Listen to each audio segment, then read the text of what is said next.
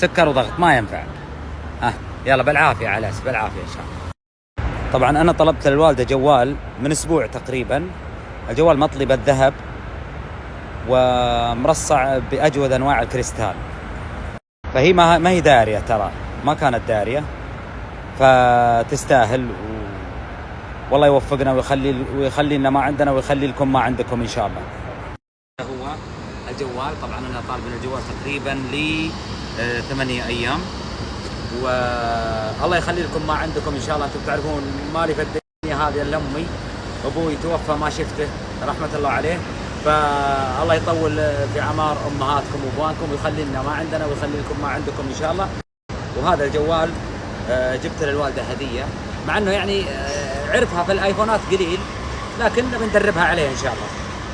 وهذا مطلي بالذهب، والكريستال حقه من أجود أنواع الكريستال، يتفاوت سعره في 15,000 ريال، فهذا قليله.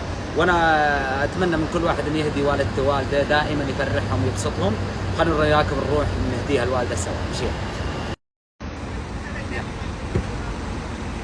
يلا حيها. هذا جوال ويطول عمرك إن شاء الله. هذا جوال هدية يمه. الله يسلمك إن شاء الله. من نمت. الله يبارك فيك. العسى ما هو بغالي. ها؟